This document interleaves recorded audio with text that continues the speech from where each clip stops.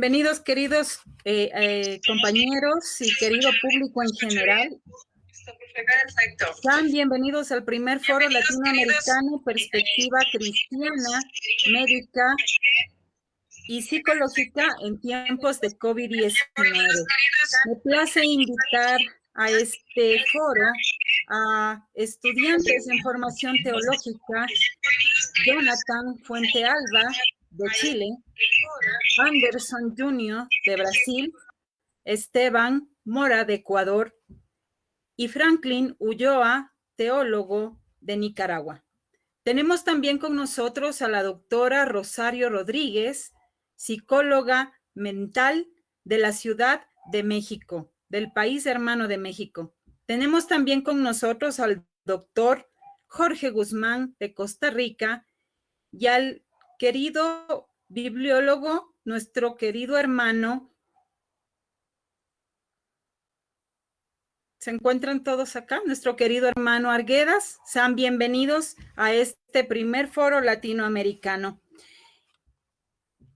Por causa de la pandemia mundial del COVID-19, ha transformado la vida de millones de personas en una manera inimaginable. El confinamiento trajo crisis severas. El perder a un ser querido nos trajo sufrimientos. Las especulaciones y las manipulaciones de la palabra de Dios ha traído quebrantos y temor a la ciudadanía. La vida es corta y los seres humanos somos frágiles. Hoy trataremos temas de interés que han resultado polémicos. Las catástrofes y tormentas que enfrenta la humanidad deben ser simplemente para atemorizar. Bueno, hoy nos acompañan nuestros estimados panelistas a este foro que responderán a estas preguntas de interés mundial. El Salmo 56:3 dice: en el día en que temo, en ti confío. Invitamos entonces a nuestra hermana médica psicóloga. Las emociones inexpresadas nunca mueren, son entrenadas vivas y salen más tarde de las peores formas, lo afirma Sigmund Freud en una de sus citas filosóficas. De acuerdo a la Organización Panamericana de la Salud, el suicidio es un factor de riesgo latente para la tasa de mortandad más alta que ha registrado el mundo entero, en un 15% en su auge. Esto es una cifra muy, muy preocupante para la humanidad. Desde la pregunta a la psicología, ¿cómo afecta la pandemia a la salud mental de los seres humanos que hemos pasado durante este periodo de confinamiento? Hola, buenas tardes. Bien, respondiendo a la pregunta que me hace la hermana Yadi, primero hablemos de lo que es el estrés. El estrés se manifiesta en nuestro cuerpo como un sinónimo de amenaza, ¿sí? Durante este tiempo del confinamiento, las personas hemos sufrido mucha incertidumbre, miedo, temor, y todo eso ansiedad, angustia, y todo eso lleva a estresar nuestro cuerpo, ¿sí? A manifestar esta parte de miedo y temor, lo cual nos lleva a tener respuestas negativas o a manejar un estado de ánimo negativo que pues también nos lleva a la desesperanza, a mantener pensamientos destructivos, de desesperanza, de desolación, y que nos puede ir dañando nuestro cuerpo. Hablemos que todas las personas respondemos de forma diferente ante el estrés, ¿sí? Tenemos una idea ya estructurada de lo que es el estrés de acuerdo a nuestra historia de vida, de cómo cuando nosotros fuimos creciendo por medio de nuestros modelos de vida, que en este caso vienen a ser nuestros padres, cómo vivimos las respuestas ante el estrés y que después nosotros vamos reproduciendo, ¿sí? Entonces, ahorita en este tiempo de confinamiento, tiene mucho que ver cómo es que nosotros reaccionamos ante el estrés y cómo estamos manejando esa parte emocional. Ahorita, como la hermana Yadi comenta, sí, cada vez más se habla de suicidio, se habla de desesperanza, personas que ante la incertidumbre manifiestan esta parte de ansiedad y angustia y que los lleva a tener este ánimo de, de desesperanza, que no encuentran más que una respuesta a ya no vivir en este mundo. Perfecto. Tenemos otra pregunta también que responde únicamente la psicología. ¿Cómo podríamos, querida hermana Rosario, enfrentar la pérdida de los seres queridos por causa del COVID-19 que ha venido a ser un impacto a las emociones de toda la humanidad, tomando en cuenta que hay familias que han perdido a todo un grupo de sus seres queridos? A veces de una familia parten todos sus miembros y los deudos quedan con este dolor. Pero ¿cómo enfrentar desde la psicología este dolor, esta ausencia que nos ha dejado lamentablemente la presencia de esta pandemia? Sí, todos los seres humanos tenemos una característica que se llama resiliencia. Todos somos resilientes. Sin embargo, para poder practicar esta parte de la resiliencia, necesitamos estar fomentándola. ¿Cómo la fomentamos? Por medio del pensamiento positivo, actividades que nos lleven a un bienestar, la conexión con familiares y amigos y estar dentro de la parte positiva. En este momento, para poder enfrentar el dolor, el duelo por las pérdidas de nuestros familiares, tenemos que buscar esa parte resiliente, ¿sí? ¿Qué dice la resiliencia? O sea, la resiliencia es la capacidad de poder superar las situaciones adversas que se nos presentan en la vida.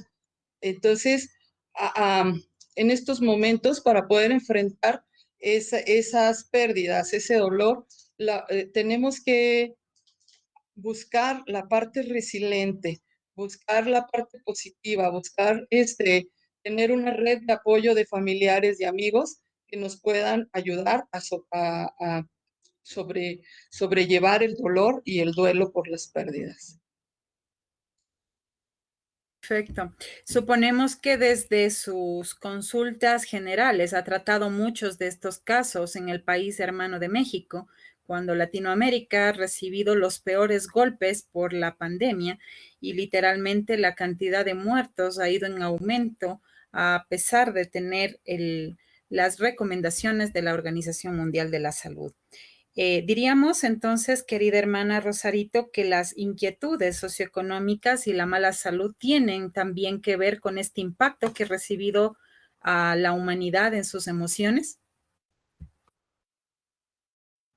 Así es, en este momento que nos llega este tipo pues de situación de salud, de impacto de salud y social, eh, em, vemos que la población no estábamos preparados para este tipo de impacto, ¿sí? Ni física, ni mental, ni espiritual, ni emocional, ¿sí? Entonces, sí, de alguna manera, sí es importante que veamos una estrategia para el autocuidado, tanto físico, mental, espiritual, emocional, para poder sobrellevar este tipo de situaciones que se nos presentan, ya que pues quizás el virus que ahorita estamos enfrentando, pues él llegó para quedarse, no se va, ya no se va a ir. Entonces tenemos que aprender a, a tener algún plan de vida diferente en donde sí tomemos mucho en cuenta el autocuidado, el amarte a ti mismo, el fomentar la parte de las emociones lo mejor posible, el manejo de ánimo y de pensamiento positivo.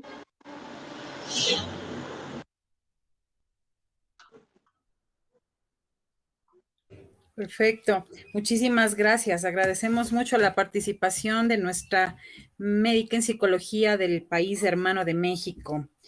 El discernimiento es la capacidad de distinguir la verdad del cual es la casi verdad, según lo afirmará C.S. Spurgeon, teólogo. Las preguntas para nuestros queridos hermanos teólogos en formación pastoral del prestigioso seminario sudamericano. Comenzamos con nuestro panelista de Brasil, Anderson Jr., a quien le establecemos la siguiente pregunta.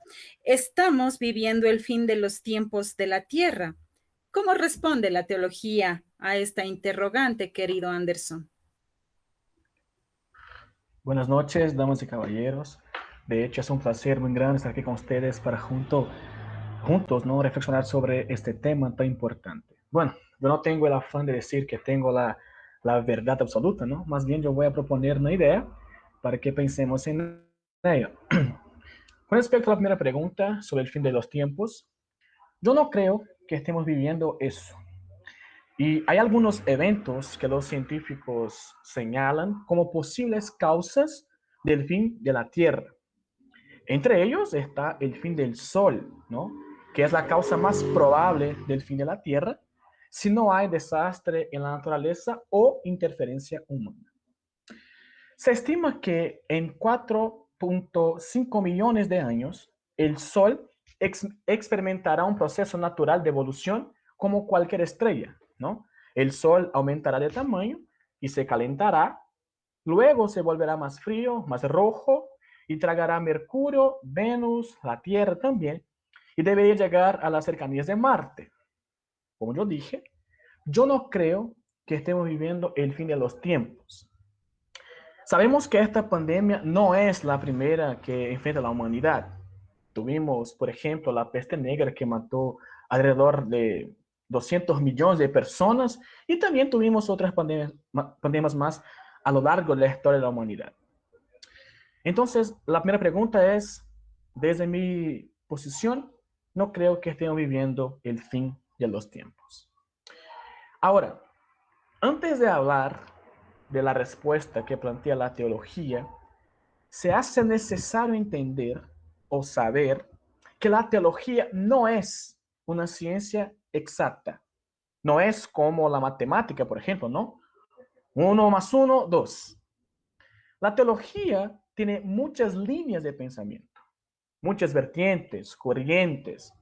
Y yo voy a defender de forma humilde la línea que me parece más coherente, para que entonces podamos reflexionar sobre la respuesta que plantea la teología.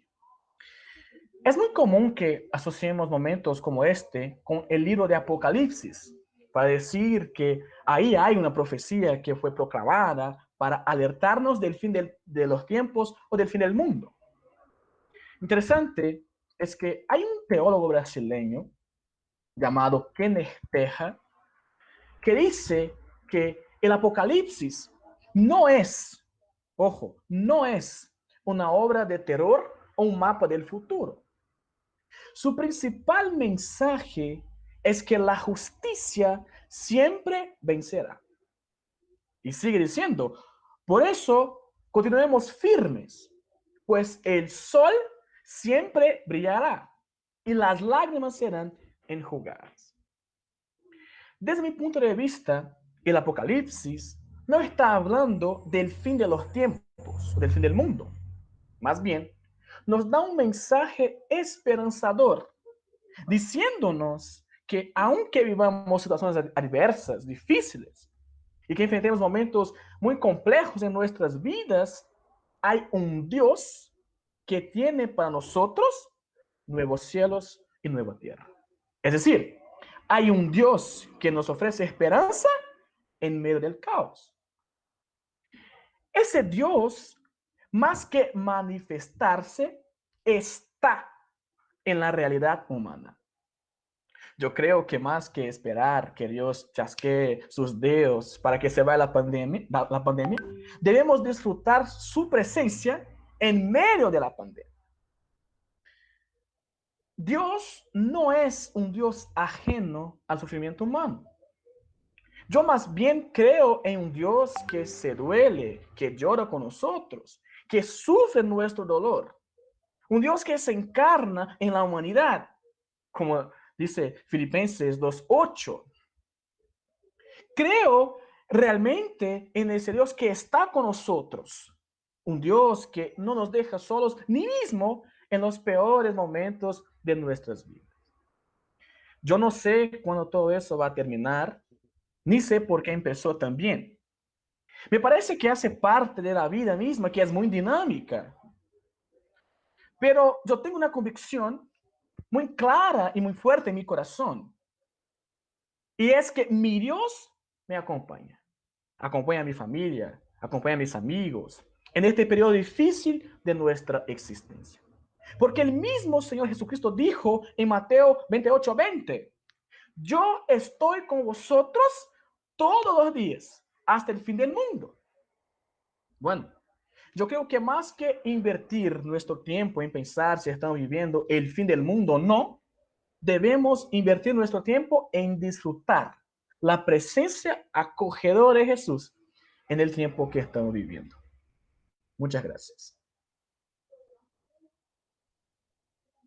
Muchísimas gracias. Agradecemos a la respuesta que nos ha dado nuestro querido Anderson de Brasil. Pues ahora continuamos con Esteban Mora. Hay una pregunta. ¿Por qué Dios permite el sufrimiento y que muchas vidas se pierdan con la actual pandemia del COVID-19? Bienvenido, Esteban. Ok, es un gusto estar con todos ustedes. Es una maravilla estar aquí. Y pues yo pienso, toda mi vida he pensado que a Dios no le agrada el sufrimiento y tampoco es culpable del sufrimiento de las otras personas. Y es que, o sea, esto nos remite a una de las preguntas más existenciales y que más han durado en toda la vida. Si Dios es bueno, ¿por qué permite el mal? Si Dios es bueno, ¿por qué sufrimos? Si Dios es bueno, si Dios es grande, ¿por qué deja que la gente sufra? Y es que muchos teólogos, muchas personas han intentado responder esta pregunta, ¿no? Y algo que me gustó de Agustín de Hipona es que él decía, Dios es bueno y él tiene tanta bondad que hasta lo malo lo convierte en bueno. Las cosas malas las convierte en buenas. Y Tomás de Aquino toma esto y dice, a un Dios, todo lo malo, toda la desgracia que el mal trajo a la vida, aún toda esa maldad, Dios lo puede sujetar, lo puede dominar y lo puede llevar para el bien, así no quiera la maldad. Y eso es hermoso, porque yo quiero decirles que no todo en la vida es maldad, no todo en la vida es sufrimiento, la vida es hermosa. Dios creó un mundo mayormente hermoso que de sufrimiento. Y pues las desgracias se dividen en tres, o sea, las desgracias pueden empezar por cosas malas que hicimos nosotros, por cosas malas que la gente hace en contra de nosotros, o simplemente porque así es la vida. Simplemente porque hay terremotos, simplemente porque hay huracanes, hay tsunamis, hay pandemias, hay enfermedades, hay la misma muerte y eso nadie lo puede controlar. Entonces, las pandemias y las enfermedades son parte de la vida. Las muertes son parte de la vida. Pero nos estremece a nosotros, ¿no es cierto? Porque cada vez que llega una muerte nos impacta. Pero quiero decirles que esto es parte de la vida, no es ni bueno ni malo. La gente muere, las pandemias ocurren, pero lo único que tenemos es la satisfacción de correr a Dios cada vez que un problema llegue a nuestras puertas. Y podemos correr a Él con la seguridad de que Él nos va a fortalecer. Entonces no nos preguntemos, ¿por qué este sufrimiento me llegó a mí? ¿Por qué el COVID llegó a mi familia? No nos preguntemos eso, no nos preguntemos, ¿por qué justo en el año 2019 llegó el COVID y destruyó todo y me está haciendo sufrir? No, preguntas así no nos dejan en nada, son inútiles. Mejor preguntémonos, Ahora, mejor hagámonos esta pregunta. Ahora que llegó el sufrimiento, ¿qué es lo que yo voy a hacer al respecto? Ahora que el sufrimiento llegó a mi vida, ¿qué haré yo después de esto? ¿Haré algo bueno? ¿Me sumiré en el dolor? ¿O seré alguien de bendición para las otras personas? Y es que Harold Kushner, uno de los grandes personas que trabaja el sufrimiento y Dios, escribe algo hermoso y dice, él también se hace esta pregunta. ¿Y en dónde está Dios? ¿En dónde está Dios cuando mis hermanos mueren, cuando mis hijos mueren? ¿En dónde está Dios cuando la gente sufre? Y él se hace esta hermosa respuesta, dice, Dios está inspirando a que las personas ayuden a otras personas que están sufriendo. Dios está inspirando en corazones para que ayuden a aquellos que están por enfermedades, por cicatrices terribles. Dios te está inspirando a ti a que hagas el bien para las otras personas. Dios está inspirando a tus amigos a que hagan cosas buenas por ti cuando estás en el sufrimiento. Dios está en ti dándote fuerza, dándote valentía, dándote amor. Ahí está Dios. Y es que en 2 Crónicas, capítulo 1, del 3 al 4, dice algo muy hermoso. Dios nos da consuelo para que nosotros demos consuelo. Así que en resumen, no le echemos la culpa a Dios. Dios no tiene nada que ver con nuestro sufrimiento. Segundo, el sufrimiento es algo de la vida, no lo podemos evitar. Las desgracias siempre van a llegar a nuestras vidas. Desde la eternidad de la historia siempre ha venido las desgracias a la humanidad. Y tercero, vayamos a Dios y dejemos de preguntarnos por qué me ha llegado este sufrimiento.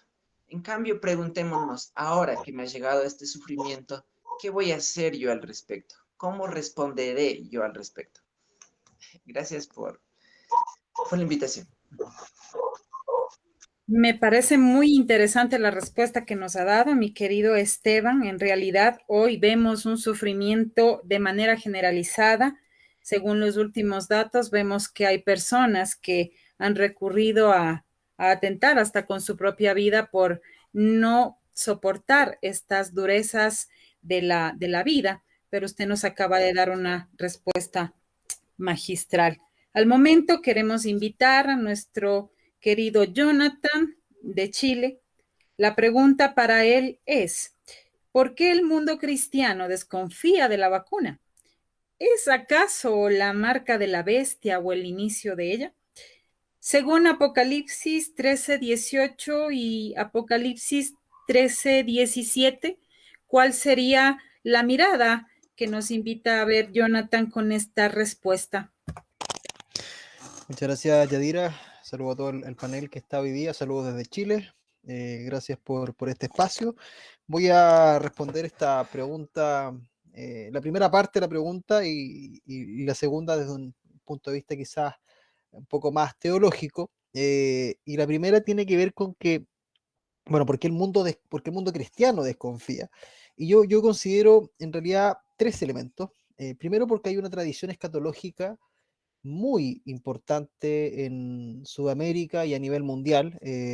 Principalmente me atrevería a decir que en Latinoamérica se han gestado ciertas escatologías referente a, al fin de los tiempos, como la marca de la bestia, estas señales antes del fin, estos eventos escatológicos que son siempre muy temerosos, por decirlo de alguna manera. Entonces hay una tradición escatológica en relación a la marca de la bestia, en relación al fin, y hay una lectura hermenéutica muy fatalista, muy determinista con estos aspectos sobre qué es la marca de la bestia. Entonces se ha relacionado dentro de esta hermenéutica, dentro de estos eventos escatológicos, la vacuna como aquella marca que habla, ¿cierto? Apocalipsis 13, 17, 18, como aquella marca por la cual nadie podrá comprar ni vender, ¿cierto? Y se hacen otras relaciones al respecto. Sí debo confesar que yo soy también muy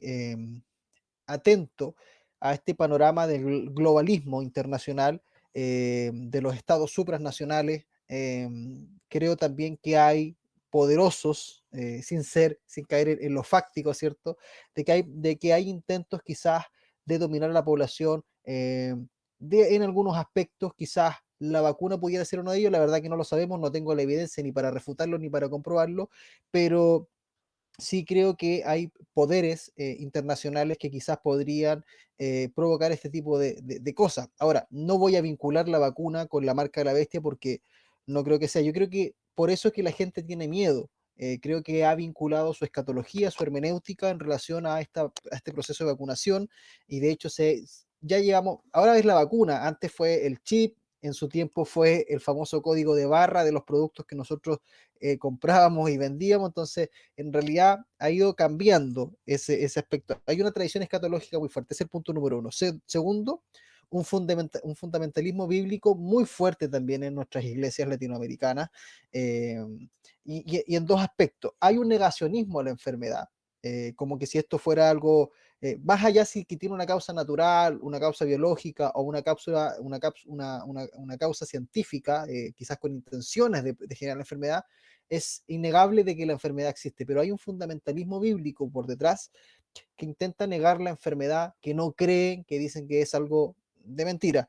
Y segundo, dentro de este segundo punto, es negar la misma naturaleza de la persona humana, pensar que nosotros somos inmunes porque Dios, ¿cierto?, nos mantiene inmunes a través, ¿cierto?, de su gracia, pero eso es negar la naturaleza. O sea, por ejemplo, Agustín de Hipona define 5 tipos de males, entre ellos está este mal natural, ¿cierto?, este mal que de nuestro cuerpo, las enfermedades, ¿cierto?, estas situaciones complejas. Entonces, también hay un fundamentalismo bíblico que niega, ¿cierto?, la posibilidad de que los cristianos pudieran llegar a enfermarse, que es algo en realidad absurdo a estos niveles de tiempo. Y en tercer lugar, porque el primero es la tradición escatológica, muy fuerte, la segunda el fundamentalismo bíblico, y el tercer elemento es el desconocimiento general del proceso de vacunación, que esto es trascendente a toda la población humana, no solamente a los cristianos.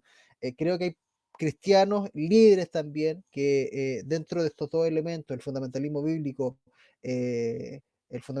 y el negacionismo, en realidad lo que provocan es que al final mucha gente desconfíe de la vacuna, no quiera informarse, asuma una postura teológica en relación a un proceso que es biológico, que es científico. Entonces, por eso que la gente se resiste. Y en segundo lugar, al respecto de la pregunta de si es la marca de la bestia, mi respuesta es no. La verdad que no. Lo comentábamos también anteriormente, Yadira, creo que es importante entender el contexto histórico en el cual se rige Apocalipsis. Y aquí dos elementos, disculpa mi extensión. Mucho tiempo nos hemos dedicado a hacer hermenéuticas de Apocalipsis, que Apocalipsis es un libro muy interesante, muy esperanzador, por cierto, pero si tú abres YouTube, googleas escatología apocalíptica, vas a encontrar 20, 30, 50 mil teólogos con posturas distintas acerca de quién es la bestia, cuál es la marca de la bestia, y cada uno defiende su propia verdad. Sin embargo, nos hemos centrado en la hermenéutica de la comprensión del texto, pero no le hemos dado espacio a la exégesis del texto, que es buscar ese primer sentido del texto. ¿Cuál es el propósito del autor al escribir Apocalipsis? Y ahí nosotros encontramos primero esta diferencia, exégesis versus hermenéutica, que si bien son complementarias, pareciera que en el libro Apocalipsis chocan, porque en realidad hay un propósito original de su contexto histórico, del autor de Juan, a lo que se refiere. Y en segundo lugar, en relación a esto, es evidente cuando uno hace este análisis exhaustivo desde la exégesis que Juan visualiza un contexto que es el del Imperio Romano, donde hay un emperador de turno que está persiguiendo a los cristianos, que es Domiciano, y en muchos de sus escritos él infiere uno, quizás por todo el análisis que puedo hacer de la crítica textual, que se refiere también al emperador Nerón por sus grandes atrocidades cometidas contra los cristianos del primer siglo. Entonces encontramos también esos elementos históricos y ya se vincula la marca de la bestia con esto de la vacuna, y la verdad que cada generación probablemente ha tenido su apocalipsis, porque es innegable que cada persona que lee Apocalipsis pueda sentirse identificada. Sin embargo, esta marca de la bestia en su exégesis, en su sentido original, se refería probablemente, dicen algunos eruditos, al emperador Nerón, con el número del 666. Sin embargo, según descubrimientos arqueológicos actuales, incluso Ireneo ya lo había pronunciado, el número no era 666, sino que 616. Y así, en realidad los copistas iban traduciendo los papiros, ¿cierto? Para identificar esta bestia. De hecho, probablemente la bestia se refiera a bueno, estos procesos escatológicos se refieren al contexto que era el Imperio Romano.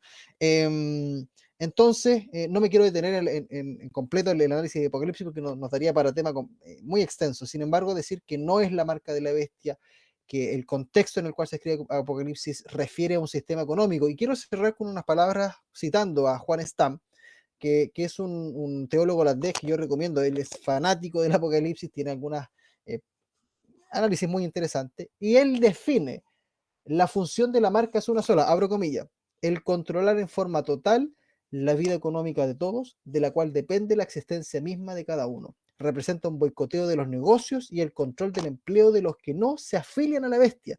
Significa la deshumanización y la muerte lenta mediante las fatales sanciones económicas que se aplican en servicio a un sistema injusto, discriminatorio, que es a la vez sacrificado y diabólico.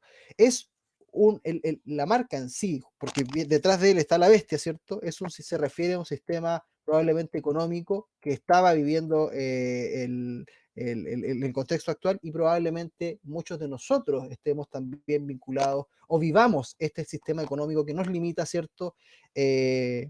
No vamos a describir cuál sistema, sino que hay que dar la interpretación también de poder contextualizar, hacer esa propia reflexión desde el libro Apocalipsis. Yo no creo que la marca sea la vacuna, la marca de la bestia no es la vacuna. Anderson lo comentó muy bien, han existido muchas otras pandemias, así que probablemente hayamos tenido muchas otras generaciones que hayan pensado que la marca de la bestia o fue la peste negra, incluso aquellos que eran judíos que usaban la estrella, ¿cierto?, en el brazo en los tiempos de Hitler. Probablemente para ellos la bestia era Hitler y la marca de la bestia era este sello de la estrella distintiva en su brazo. Así que en realidad mi opinión es no. Gracias, Yadira, por el espacio. Perfecto, muchísimas gracias. Como vemos, aquí hay una respuesta contundente. Entonces diríamos pues que cada espacio de la historia vive su propio apocalipsis dentro de este punto de vista. Entonces, los tiempos que hoy pasamos, simplemente la pregunta final sería para nuestro querido Jonathan Fuente Alba. ¿Es meritorio ver al Apocalipsis como un libro de sentencias o como un libro de esperanza? Es un libro absolutamente de esperanza. De hecho, el autor del libro es un pastor que le escribe a 7 iglesias que estaban en situaciones de crisis, siendo perseguidas, iglesias de Asia Menor, y termina el Apocalipsis, ¿cierto?, con un cielo nuevo y una tierra nueva. O sea, el mensaje es esperanzador. Y esta triada de los 7 sellos, de las 7 copas de ira, eh, lo que nos indica también que cada vez que Dios, ¿cierto?, probaba la fe del hombre, o se probaba la fe del hombre, mejor dicho, a través de la bestia, ¿cierto?, del sistema económico, de las pestes, de las enfermedades, etcétera, etcétera, etcétera. La prueba era para el hombre para volver hacia Dios. Entonces siempre hay una mirada esperanzadora de volver hacia Dios, de volver a reconciliarse con Dios, y de hecho ese es el propósito de Apocalipsis, es un libro esperanzador. ¿Cómo? La pregunta es, que me nace personalmente, ¿cómo Juan puede escribir un libro condenatorio y fatalista en un momento en que ellos estaban siendo perseguidos? ¿Cuál era la esperanza entonces? Si el libro fuera de no esperanza, ¿cuál sería el propósito pastoral de Juan para sus iglesias que estaban siendo perseguidas probablemente en varias ciudades de Roma? Y la respuesta inmediata es, bueno, es un libro esperanzador, es un libro que nos abre nuevamente la oportunidad de conocer a Jesucristo, su bondad, su amor y su misericordia, porque aunque fallemos muchas veces, siempre Él está dispuesto a perdonarnos si el arrepentimiento es genuino. Perfecto, muchísimas gracias a nuestro querido hermano Jonathan. Nos deja con esta esperanza, entonces, en ver al Apocalipsis no como un libro de sentencias, sino como un libro de esperanza. Pues ahora continuamos con nuestro querido hermano Fabio Arguedas, a quien le hicimos la pregunta al inicio. Para nuestro querido hermano Fabio, bienvenido desde nuestro país hermano de Costa Rica. ¿Qué nos dicen las escrituras bíblicas acerca de la enfermedad y cómo encontramos la respuesta de Dios al hombre en medio de la pandemia del COVID-19? Buenas tardes, gracias Yadira, gracias a toda la audiencia. Solamente quiero pedirle el favor que cuando se me cumplen los 3 minutos me jala el aire, porque a mí se me estira de manera como si fuera un papelote, ¿verdad? Para no abusar del tiempo de de los compañeros y las compañeras. Con gusto. Muy buena pregunta, claro que sí, vamos a ver, bueno, desde mi perspectiva, la enfermedad empezó cuando entró la muerte, desde el que se dio el origen del pecado en Génesis 3:6. Allá entró la muerte y de una vez entró la enfermedad. Es imposible que vaya a entrar la enfermedad y la muerte y la enfermedad no. En los primeros 1600 años más o menos de la historia del hombre, el hombre vivía 969 años, 930 años y así, por lo general. Después del diluvio, el hombre vive 120 años. Esto significa que por medio del pecado en Edén, el hombre pierde, va perdiendo su longevidad, va perdiendo su salud, porque la vejez va trayendo consigo muerte. Recuerdan que dice Eclesiastés, acuérdate de tu creador en los días de tu juventud antes de que lleguen sobre ti los días malos. Los días malos son los días de la vejez y digas no tengo en ellos contentamiento. Entonces, la vejez trae enfermedades. Hay gente que pasó bien durante toda una vida, pero ya viejo le apareció un cáncer, le apareció problemas de próstata. Bueno, en el caso de nosotros los hombres. Y a las mujeres también le aparecen sus problemas, ¿verdad? Entonces, la vejez, la enfermedad entró con la muerte. Entonces, entró en Edén, dando un salto como las cataratas, el salto del ángel, caemos hacia el año 1945. La primera bomba atómica la construyó los Estados Unidos. La primera bomba atómica se llamó la Trinity y fue con material fisionable plutonio. Hasta el año 2000, los efectos de esta bomba fueron graves todavía. Ha sufrido la atmósfera, ha sufrido el aire, los desiertos. Hay lugares donde quedaron desérticos en Estados Unidos, en California, bueno, en muchas partes del mundo. Significa de que el hombre se está autodestruyendo. El pecado en el hombre ha originado la muerte y ha originado la enfermedad. Hasta el año 2021, según entiendo y he leído, más o menos han existido unas 1.600 bombas atómicas. Imagínense ustedes la mortandad y la peste y los efectos secundarios que estas bombas atómicas han traído al mundo. O sea, no son solamente pandemias, son también bombas nucleares que han venido y han afectado al hombre. Entonces, no vamos a decir, por ejemplo, de que todas las enfermedades son producto del pecado. No.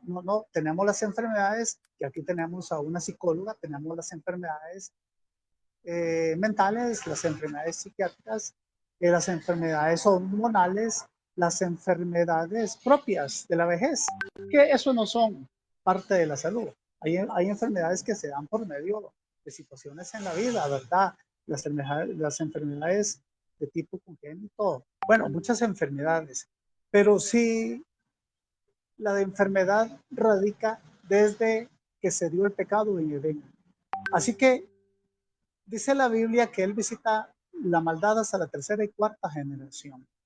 Y hay personas que les cuesta romper con las maldiciones. Tienen que venir a los pies de Cristo para terminar con la enfermedad y con la muerte, ¿verdad? Solamente así se puede romper con la enfermedad.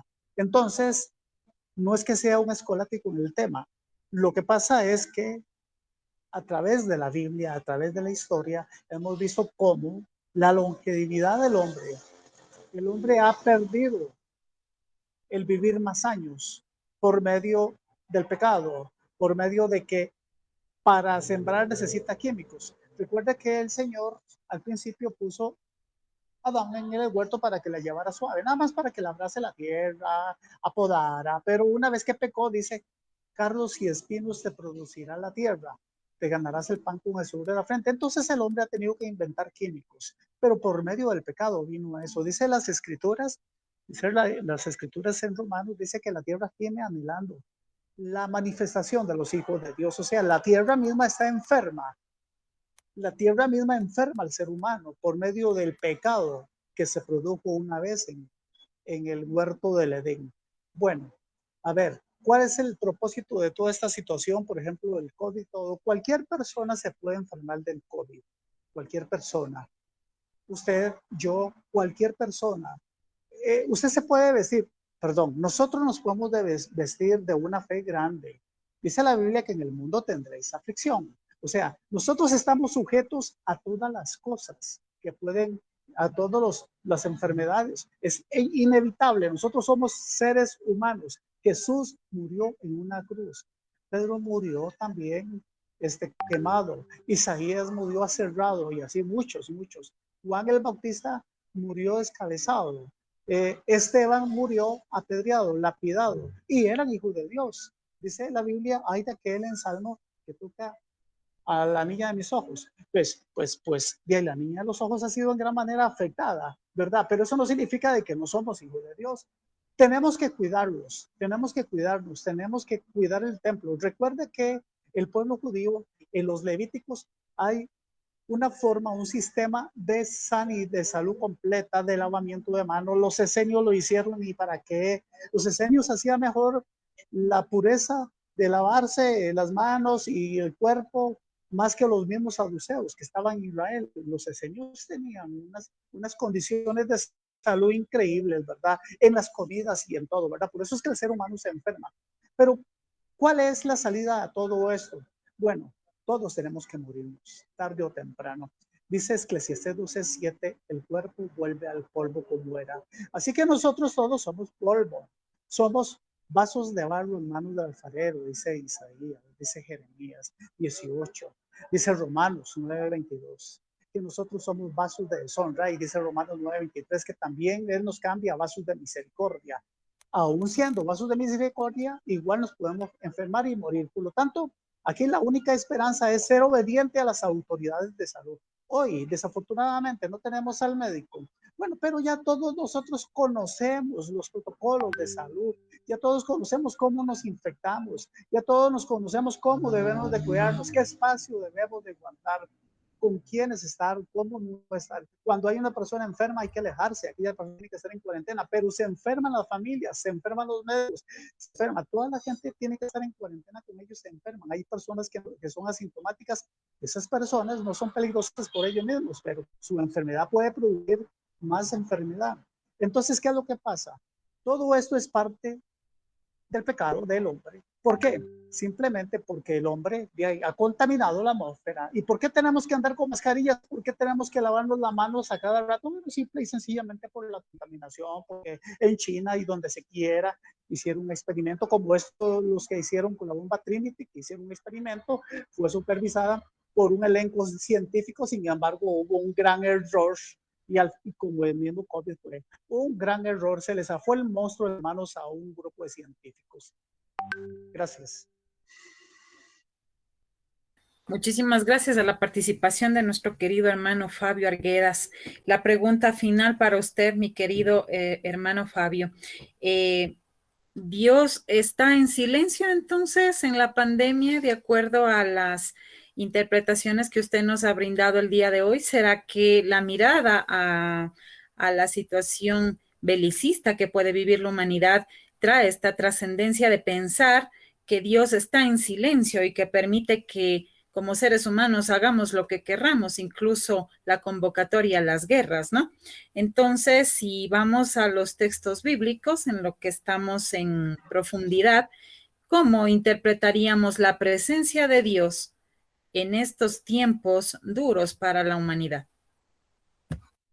Isaías dice que Él nos dice a nosotros que yo, el que hablo, estaré con vosotros, estaré presente. Dios no está en silencio. Dios está hablando, Dios está tocando sus trompetas, y las trompetas de Dios son muy sonoras. Solamente que dice las escrituras en Apocalipsis, el que tiene oídos para oír, oiga la voz de Dios. Lo que pasa es que los que estamos sordos somos los seres humanos que no escuchamos la voz de Dios. Lo que tenemos que hacer es como le dijo Eliseo al Señor, que le abriera los ojos a Giesi para que pudiera ver todas las arsenal de ángeles que estaban a favor de él. Tal vez nosotros tengamos cerrados los oídos y así no podemos escuchar la voz de Dios, pero Dios está con sus trompetas tocándola y previniéndolos cada vez más. Así como lo dice la Biblia en las profecías de Jeremías 25:11, las profecías de Jeremías 24 y todas las profecías cuando el pueblo de Israel estuvo cautivo en Babilonia. Dice Jehová continuamente envió a sus profetas, pero ellos hicieron caso omiso, hicieron escarnio a sus profetas. Jesús dijo, Jerusalén, Jerusalén, que matas a los profetas y apedreas a los que te son enviados. El Señor siempre mandó profetas a Jerusalén continuamente, pero ¿qué es lo que hacía el pueblo de Israel? Se hacían los sordos a la voz de los profetas. Dios no está en silencio. Dios está hablando con voz de trompeta. Sí, muy buenas noches. Tenemos preguntas del público en los lugares donde se está transmitiendo el programa. Tenemos una pregunta para Anderson. Nos indican cómo entonces entender o cómo entonces empezar a confiar en Dios si todas las cosas que vemos no son alentadoras. La pregunta que le hace el público a nuestro querido hermano Anderson. A continuación tenemos a nuestra hermana Rosario, Jonathan y Esteban también han solicitado preguntas para ustedes. Muy buena pregunta, muy buena pregunta. Yo creo que lo que debemos hacer es justamente ver la presencia de Dios en medio del caos, ¿no? Hay una frase de Michael Moore que dice que el hombre está invitado a justamente evitar el sufrimiento de Dios. Me parece que Michael es como que invierte el orden, ¿no? El hombre debe evitar el sufrimiento de Dios. ¿Y eso por qué? Porque Dios sufre con nosotros. Como dije, Dios no es un Dios que está ajeno, no es un Dios indiferente. Entonces, si tenemos un escenario que de hecho no es alentador, lo que tenemos que aferrarnos es justamente en esa idea de que Dios está en nuestra realidad. Aunque estamos viviendo momentos difíciles, Dios está ahí con nosotros. Y hay un texto que me encanta, una palabra en la Biblia que es Emmanuel, ¿no? Y una traducción más correcta tal vez sería Immanuel. O sea, más que Dios con nosotros, es Dios en nosotros. Entonces, aunque sí, la situación no es la más agradable, pero tenemos una convicción en el sufrimiento, en el dolor, en el caos, en la pérdida, Dios está con nosotros y está en nosotros. Perfecto, muchísimas gracias. La pregunta era de nuestra hermana Ángela, del país hermano de Argentina. Para nuestro querido hermano Jonathan, dice, permítame, hermano Jonathan, una respuesta a lo que dirá Isaías 26:20 con respecto al versículo de una predicción de la cuarentena del COVID-19. Le pregunta nuestro hermano Juan Antonio del país hermano de México. ¿Cuál es la cita? ¿Se la puedes repetir? La cita es de Isaías 26:20, donde habla de la predicción de la cuarentena del COVID-19. Bien, sin entrar en la cita misma, recordar que Isaías hay 3 escuelas para hablar el lenguaje actual de Isaías, ¿cierto? Hay un proto-Isaías, un deutero-Isaías, son tres Isaías. De hecho, probablemente Isaías debe haber escrito el primer libro y los otros 2 Isaías son seguidores de Isaías, de la escuela de Isaías, y cada uno con propósitos muy distintos. Probablemente Isaías del final mucho más mesiánico, ¿cierto? Mucho más con este siervo sufriente. No recuerdo la cita, de hecho la estoy buscando para poder leerla bien y no... 26:20, ¿cierto? Así es. Ya, o sea, asumir sin entrar en la cita misma, ya es una cita que yo vi en realidad bastante el año pasado. Dice, ve a tu casa, esto dice la NTV, pueblo mío, y pon cerrojo a tus puertas, escóndete por un breve tiempo hasta que haya pasado el enojo del Señor. Si suponemos esa premisa de que ese versículo, sin entrar en profundidad del contexto de ese libro, si suponemos, estaríamos asumiendo que fue Dios quien envió la pandemia, que fue Dios a través de su enojo quien envió la pandemia, cosa que yo, la verdad, no comparto. Muy bien lo dijo Esteban, creo que también lo mencionó Anderson, de que no es Dios quien manda el mal o sea, que Dios más... en realidad más malo que pudiera mandarnos esta pandemia y dejar que nuestra gente muera. Yo creo que es al revés. El sufrimiento es algo que tiene que ocurrir, bien lo decía Esteban. Este pasaje, no voy a entrar en describir el libro de Isaías, pero creo que este versículo, vincularlo con la pandemia, o sea, ¿por qué con esta pandemia? ¿Por qué no con la peste negra? ¿Por qué no con el H1N1, que fue la gripe porcina del año 2010, ¿cierto? Que pareció, ¿por qué no vincularlo quizás con otras experiencias que hayan tenido? Entonces, asimilar esto con la cuarentena misma, de hecho creo que hay hasta un pasaje mucho más específico, si no me equivoco, en Jeremías puede ser de esto que pasó en Ecuador, de que lo que nosotros vimos en los medios, ¿cierto? De que las personas incluso habían cadáveres en las calles o que iban a recoger gente de las calles porque no había lugar en los hospitales. Incluso hay un versículo que podría asimilar a eso. Sin duda creo que no es un versículo que vaya relacionado con la pandemia, está absolutamente descontextualizado, no es el propósito del autor. No voy a entrar a describir el libro de Isaías porque de hecho la referencia que yo estaba hablando es Apocalipsis, que es un libro esperanzador, pero sin duda creo que no va con la cuarentena. De hecho, un texto fuera de contexto es absolutamente un pretexto para poder defender una postura teológica que es mucho más compleja. Incluso si se quisiera hacer escatología bíblica, no podríamos definirla desde un simple versículo. Creo que la pandemia de hecho, han sido los gobiernos quienes nos han mandado a las casas, no ha sido Dios. Hay países, por ejemplo, como Suecia, países como, no sé, Taiwán, países que tienen otras burocracias y que no han mandado a sus poblaciones en grandes confinamientos. Entonces, Isaías se cumple para una parte de la tierra y no para todas. Esa es la pregunta. Entonces, es complejo. Absolutizar el versículo en cuanto a la pandemia es desconocer, que el mal no proviene de Dios y hay una cuestión ahí ontológica. Entonces, si es que el mal viene de Dios, entonces quiere decir que Dios es malo. Y ahí hay una contradicción porque en él encontramos la absoluta bondad, el ser perfecto. Segundo, sacando esa premisa de que Dios no es malo, entonces, ¿cómo él puede enojarse con su pueblo, ¿cierto? Y mandarle esta pandemia. No, creo que no va al caso y no es un versículo que vaya con la pandemia. Muchísimas gracias a nuestro querido hermano Jonathan de Chile.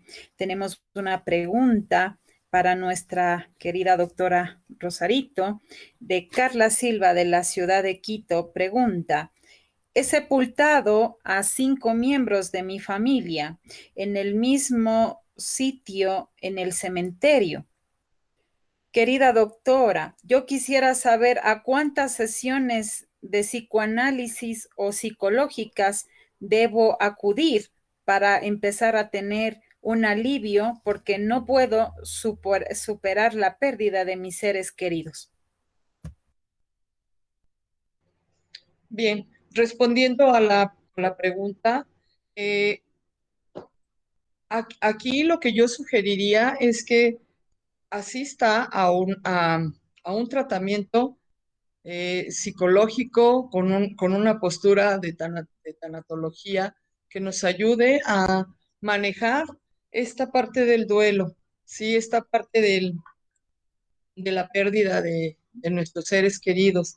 Es muy difícil poder decir cuántas sesiones pudiera tener, ya que cada persona reaccionamos de forma diferente y el proceso psicológico para cada persona es diferente, ¿sí? Algunas personas avanzan más rápido con 6, 7, 8, 10 sesiones y otras personas requieren de más o de menos, ¿sí? Sin embargo, yo le sugeriría que buscara un tratamiento psicológico de tipo tanatológico que le ayude a superar al manejo del duelo, ¿sí? Recordemos aquí que el dolor es permanente y el sufrimiento es opcional, ¿sí? O sea, al momento de tú irlo manejando, esta parte de tu dolor, tú poco a poco vas dejando de sufrir, ¿sí? Espero, hermana, que usted pueda superar las pérdidas de sus seres queridos, ya que pues sí es algo muy difícil en estos tiempos. Finalmente no tenemos una respuesta asertiva para poder culpar a quién, que alguien nos cure o nos sane de este dolor al que estamos enfrentándonos. Muchísimas gracias. Queremos agradecer. Están mirando la transmisión en el grupo de WhatsApp del grupo cristiano que se difunde a nivel de Ecuador de la Iglesia Verbo. Tenemos aquí una pregunta para Esteban. De acuerdo al punto de vista del señor panelista Esteban Mora, Dios es bueno y fuente de bondad. Entonces, ¿de dónde vienen las cosas de violencia, sufrimientos e injusticia? Le pregunta Vinicio Maldonado de la ciudad de Riobamba. Wow, esa es una de las preguntas más difíciles que me han hecho, ¿no? Ay, perdón por tanta bulla. Pero, ok, Dios es bueno en su naturaleza. Y eso es meternos en la teología pura, ¿no? Si Dios es bueno en la naturaleza, ¿de dónde viene la maldad? ¿Acaso Dios no es sumamente bueno y la maldad está al mismo nivel que Dios no lo puede destruir? ¿O acaso Dios es malo y él mismo permite la maldad? Pues es algo, muchas personas han intentado responder y voy a intentar de responderla de dos formas, ¿no? La primera es que sí, la maldad se originó por nosotros, se originó por el diablo, sea quien sea. Y pues a Dios simplemente no es que no le planteó destruirla para que nosotros dependamos de él o para hacerlo más interesante. No le plació destruirla porque nos regaló algo llamado razón y algo llamado voluntad, el libre albedrío. Entonces, si yo digo, Dios, tú eres malo porque permites la maldad, termínalo ahorita porque yo quiero que lo termines ahorita y quiero que termines con toda la maldad hoy en el mundo, pues nos estamos remitiendo a lo de los judíos, o sea, a ese tipo de judíos muy tradicionalistas que le pidieron lo mismo a Dios. Dios, tráenos al Mesías ahorita y destruye a todos los malos, destruye al imperio romano y haznos las personas, ajá, y llévanos a la gloria.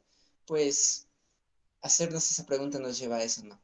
Pero en realidad no, a Dios no le plació eso. Primero, le plació darnos razonamiento y libre albedrío para elegir entre Dios y entre el mal, y para elegir hacer el bien o hacer el mal, y para elegir dar una respuesta o quedarnos en el simple hecho de decir, ya la maldad es así, no puedo hacer nada, ¿ok? Segundo, Dios nos dio a Jesucristo para decir que Dios también sufre con nosotros. A Dios también le mueve la injusticia. Dios es el que más sufre cuando tú estás sufriendo. Cuando tú estás llorando, cuando alguien te hace algo, Dios sufre contigo. Cuando tú no tienes una salida, Dios siente lo mismo contigo, ¿ok? Dios quiso demostrar que Él siente lo mismo con nosotros. Así que decir que la maldad es solo para el ser humano, no. Dios está con nosotros. Y pues es algo hermoso de que Dios en Jesucristo nos dio el futuro, ¿no es cierto? Lo hermoso de Jesucristo es que Él fue el siervo sufriente.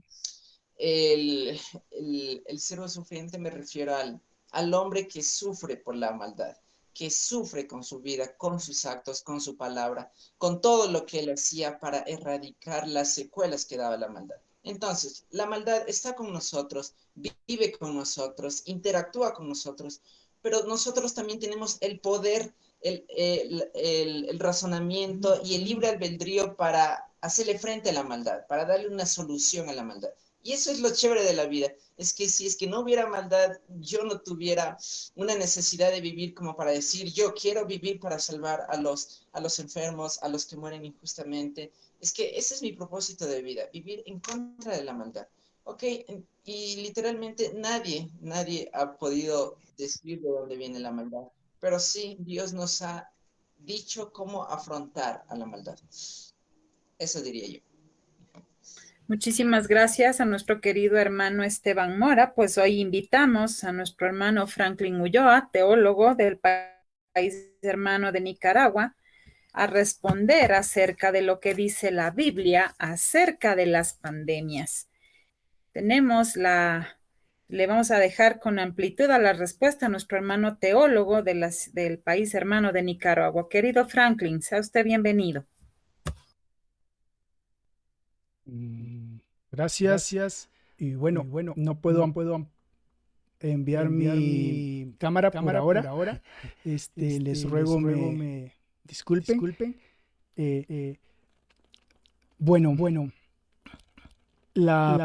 Las pandemias o las enfermedades existen desde el momento en que Adán desobedece. Creo que el hermano Fabio ya explicaba algo al respecto. La muerte no podía entrar sin enfermedad.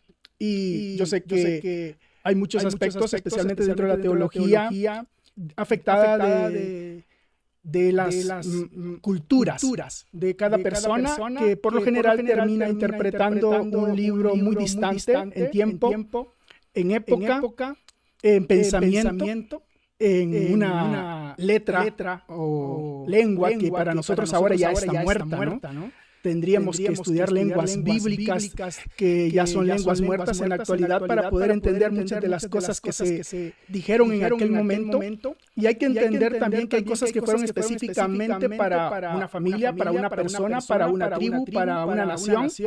Y muchas veces nosotros generalizamos y tomamos lo que tal vez fue algo específico y lo aplicamos para nosotros. Pero quiero tal vez resumir esto de una forma más objetiva.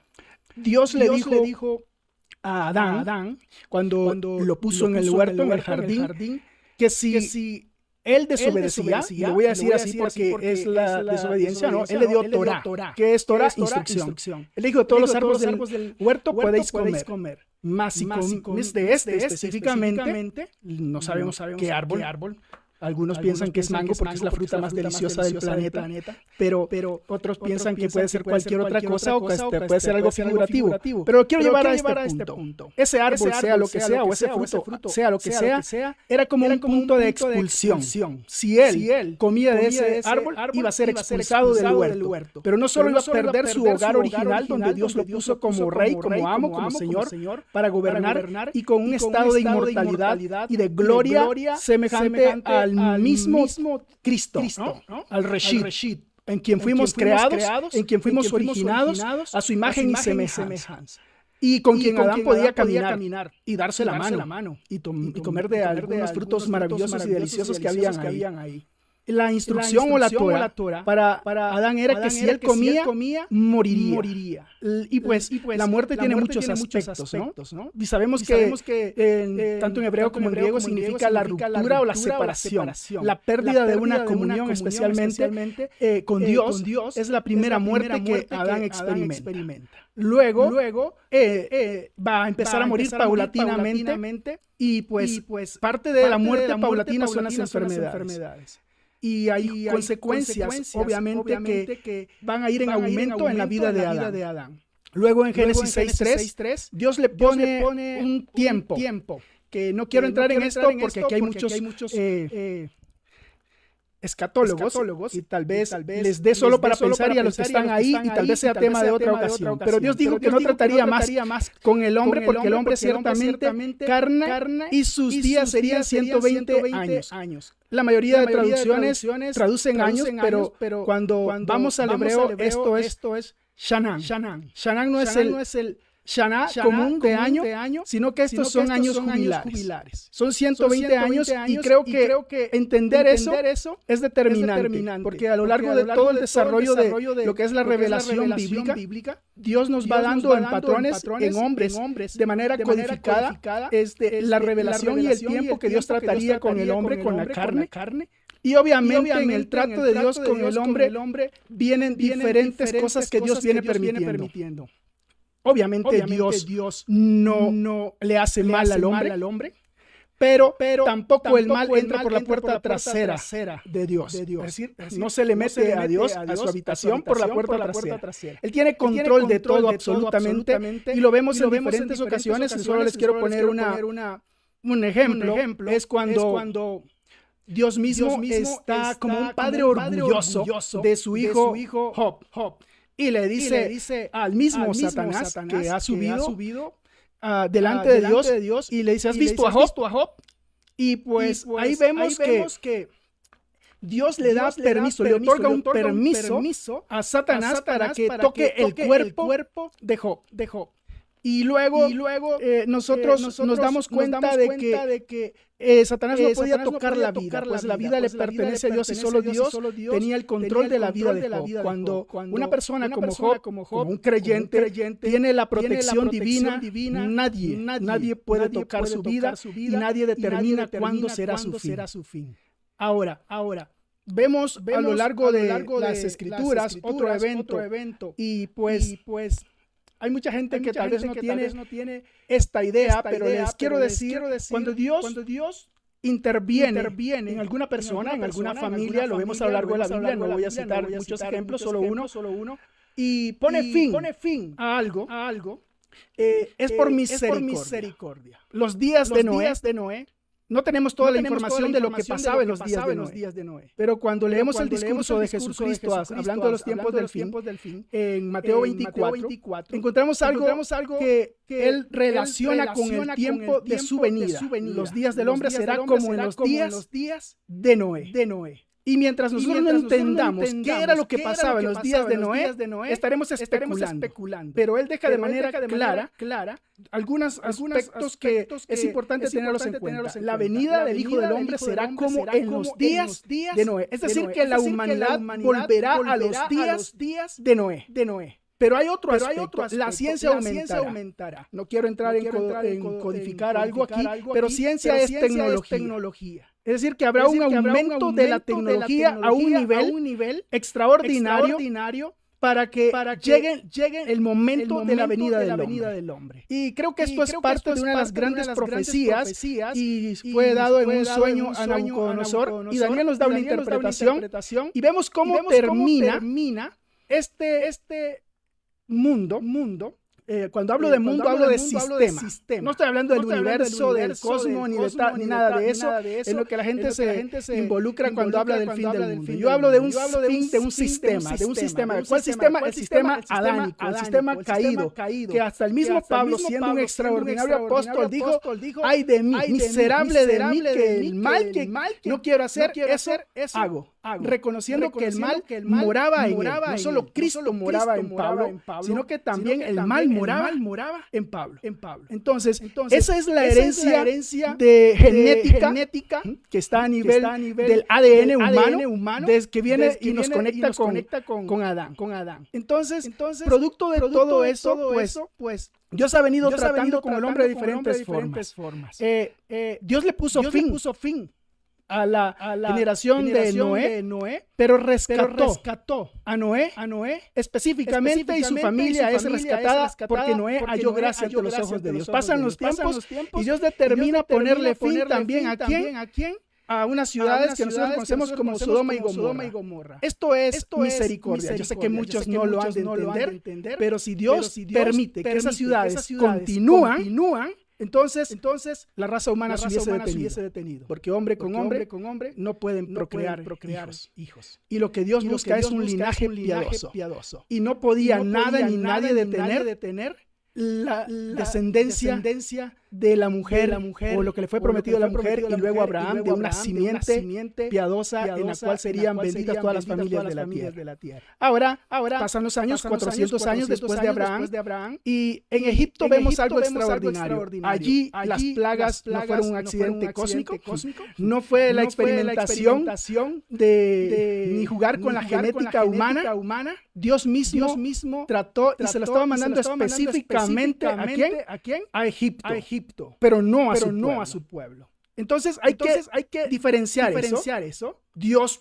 puede tratar con su pueblo de una forma, pero puede tratar con el mundo de otra forma cuando hay mucha prepotencia, arrogancia y personas que juegan a ser dioses. Y el faraón era un dios. Y lo que Dios envía a Egipto es específicamente una serie de coronavirus, llamémoslo así, pandemias, plagas que son de diferentes formas que afectan no solo a la población, sino que afectan toda la geografía, todo lo que es Egipto y todo lo que es la tierra de Egipto, pero tiene algo extraordinario dentro de su plan. Liberar a su pueblo, porque tiene planes aún con su pueblo, aunque su pueblo vivía en el olvido. Definitivamente las plagas nunca se han escapado del, digamos así, del control de Dios. Dios está en el control. Si nosotros pensamos que las plagas vienen de cualquier lado, entonces estaríamos reduciendo a Dios a nuestra condición humana, a nuestra limitación. Pero Dios tiene el control, y si Él lo permite con algún propósito. Las plagas existen a lo largo de toda la Biblia en diferentes formas. Las pandemias existen a lo largo de toda la Biblia en diferentes formas. Existen en los días de Jesucristo. Y lo que vemos en Jesucristo es al hombre perfecto. Al hombre que no tiene un ADN como el de Adán y que tenemos todos nosotros. Tiene un ADN diferente. Él no se enfermó. Él tenía el control y el poder, y en su sangre tenía el remedio o la cura para la descendencia de Adán, o la tiene para la descendencia de Adán. Pero siendo totalmente inocente, no ha cometido ningún pecado, él no tiene que sufrir ninguna de las consecuencias del pecado. Él vino voluntariamente como el cordero ofrecido por el Padre, y que Isaías habla de él en Isaías 53, y que luego Juan, cuando lo ve pasar, le dice a sus discípulos: he ahí el Cordero de Dios que quita el pecado del mundo. Pero si conectamos a este Cordero que Juan presenta con el Cordero que Isaías nos presenta, nos damos cuenta que no solo vino para quitar el pecado, sino que también viene para llevar nuestras enfermedades. Hay que entender que llegará el momento en que la redención se complete, y entonces, cuando sea completa, también Pablo lo dijo, nosotros, este cuerpo corruptible se vestirá de incorrupción y de inmortalidad. Y cuando eso llegue, obviamente nos podremos olvidar de las pandemias, de todas las epidemias, de todas las enfermedades. Y la clave es estar en Cristo. Porque esta transformación a un cuerpo glorioso, y Juan lo dice más tarde, dice: hijitos, aún no se ha manifestado lo que hemos de ser, aún no somos lo que hemos de ser, lo quiero decir de esta forma, pero sabemos que cuando Él se manifieste, seremos como Él, porque le veremos tal como Él es.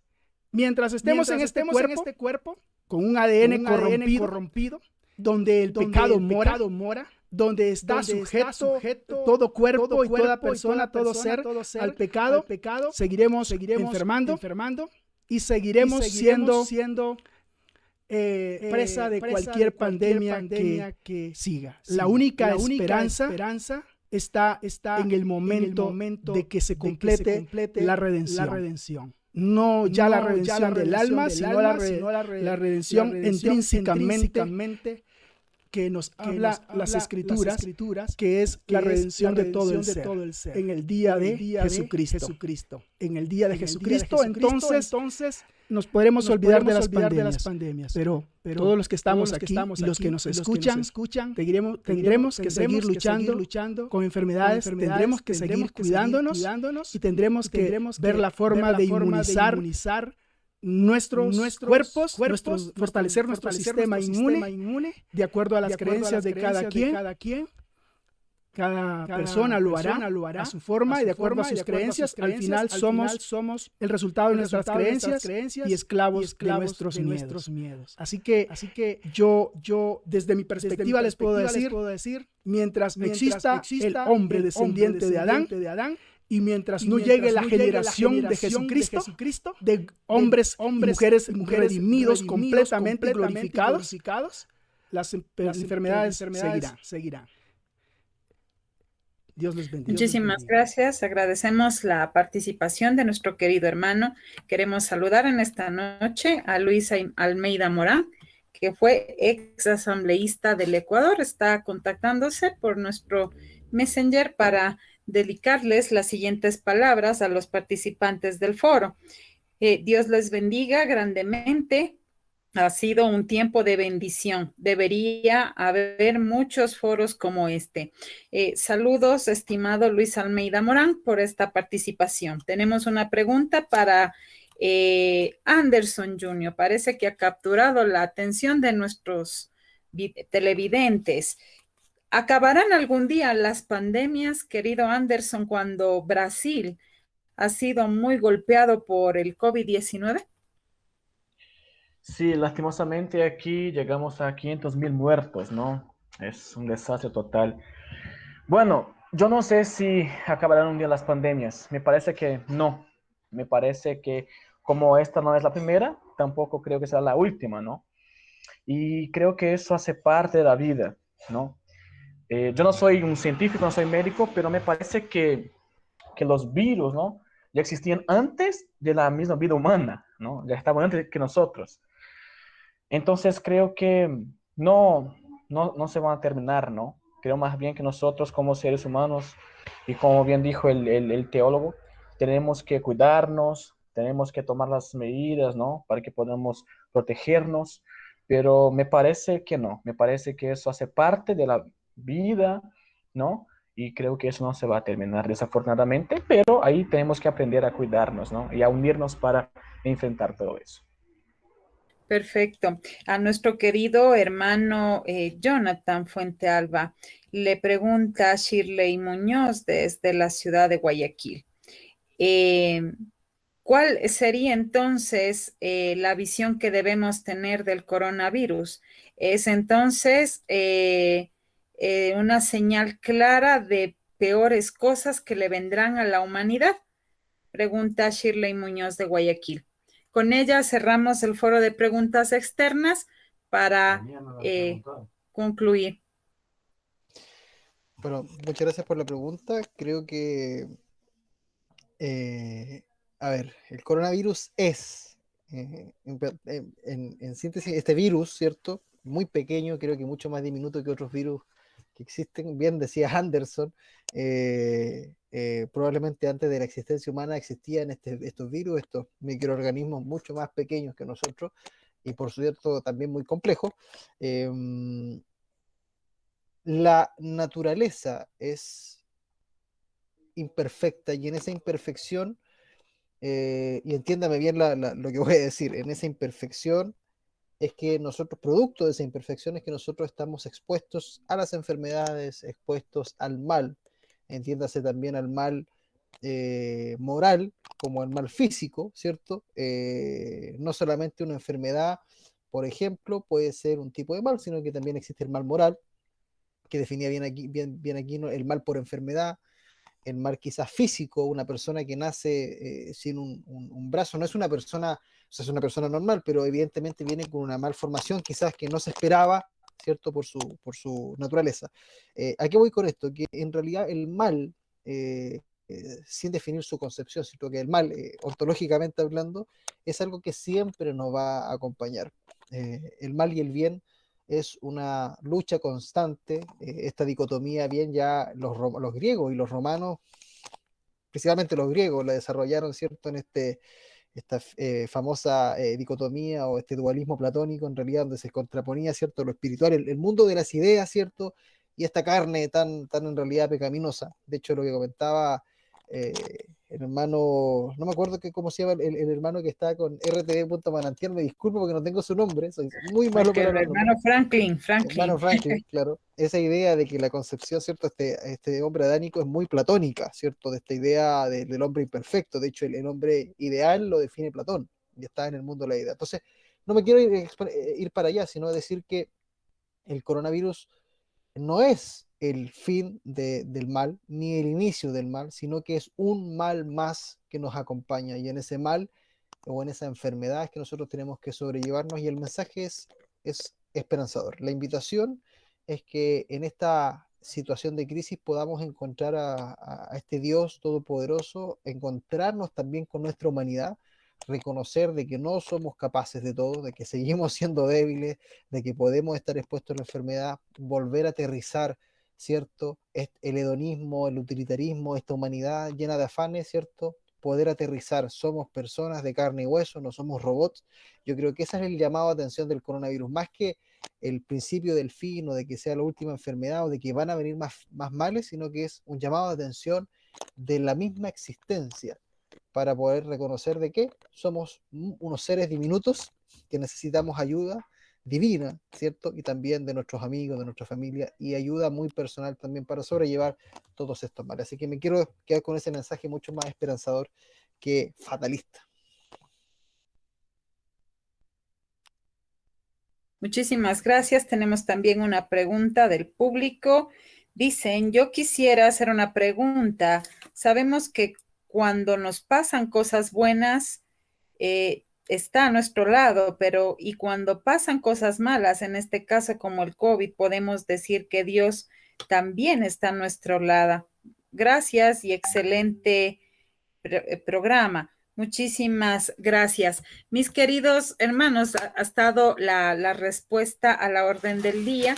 Creo que por la colaboración de ustedes ha sido muy amplia, las respuestas han sido muy fascinantes. Quedamos aún con muchísimas interrogantes que no podemos responder al momento en vista que nuestro tiempo ha concluido. Agradecer al público que se ha conectado muy fielmente a nuestra transmisión. Agradecer a nuestro querido Anderson Jr. del hermano país de Brasil, teólogo pastoral en formación Semisud. Esteban Mora, teólogo pastoral en formación Semisud de Ecuador, también muchísimas gracias. Jonathan Fuente Alba, teólogo en formación pastoral Semisud. A nuestro querido teólogo del país hermano de Nicaragua, Franklin Ulloa, muchísimas gracias. A la hermana Rosario Rodríguez, nuestra querida psicóloga mental de nuestro hermano país de México, muchísimas gracias. Fabio Arguedas Fonseca, nuestro biblista de Costa Rica, muchísimas gracias por esta participación, y a cada uno de ustedes en sus hogares no nos queda más que agradecer por su gentil sintonía. Esperamos tenerlos prontamente en futuros foros. Dios los bendiga grandemente y esperamos que este programa haya sido para su ayuda y su completo agrado. Muchísimas gracias, chicos, muchísimas gracias a cada uno de ustedes, y damos por concluido el foro. Muy buenas noches.